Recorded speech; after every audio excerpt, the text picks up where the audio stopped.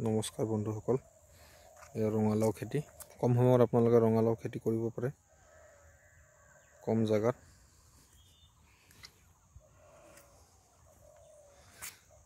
ৰঙালাও গছ ফুল আহিব হৈছে এতিয়া।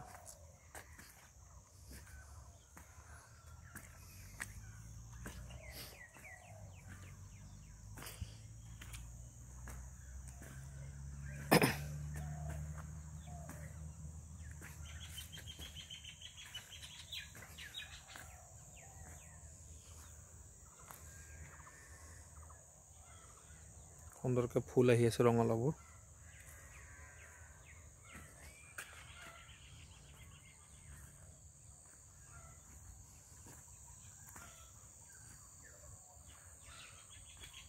অপতৃণবোৰ হ'ব দিব নালাগে, ঘাঁহবোৰ সুন্দৰকৈ বাঢ়িব গছবিলাক।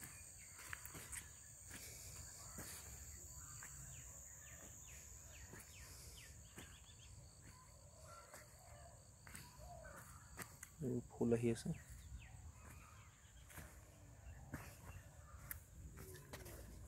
এইবোৰ কলি।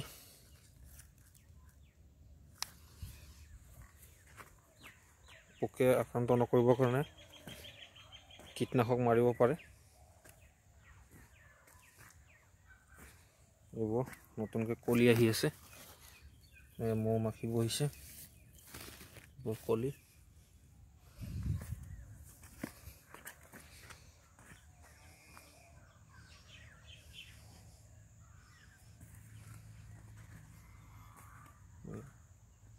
যথেষ্ট কলি আহি আছে নতুনকৈ। কিছুদিন পূৰ্বে পানী দিয়া হৈছিলে, এতিয়া সুন্দৰ কলি আহি আছে।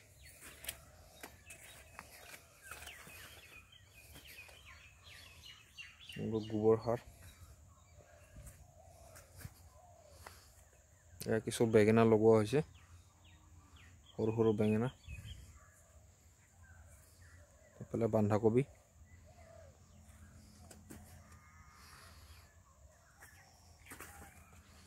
ৰঙালাও খেতিটো কম খৰচতে কৰিব পাৰে, সুন্দৰভাৱে হয়।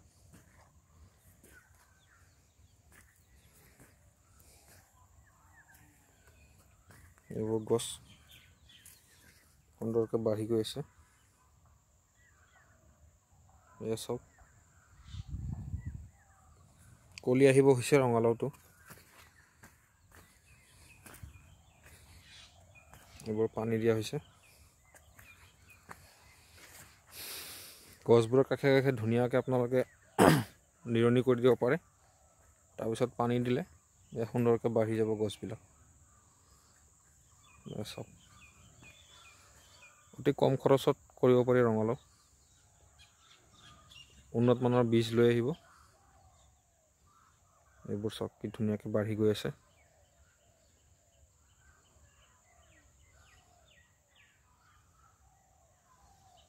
আপোনালোকেও কৰক, ঘৰৰ পাছফালে যদি মাটি থাকে, এনে পৰি থাকে, কৰিব পাৰে।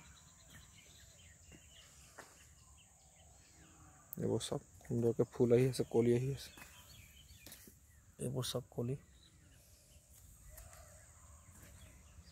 এইবোৰ দীঘল দীঘল জাতৰ এইটো।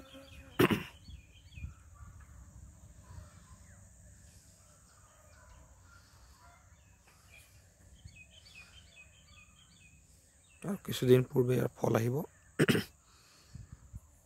গতিকে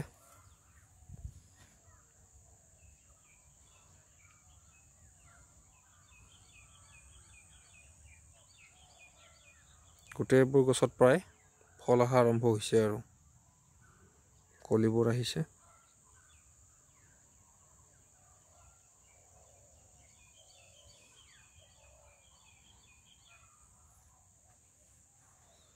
কম খৰচত কৰিব পাৰি। কেৱল আপোনালোকে গোবৰ দি দিব আগতে, তাৰপিছত বীজবোৰ লগাই দিব।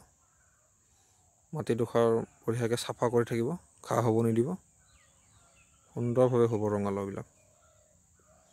একদম কম খৰচত কৰিব পাৰি ৰঙালাওটো।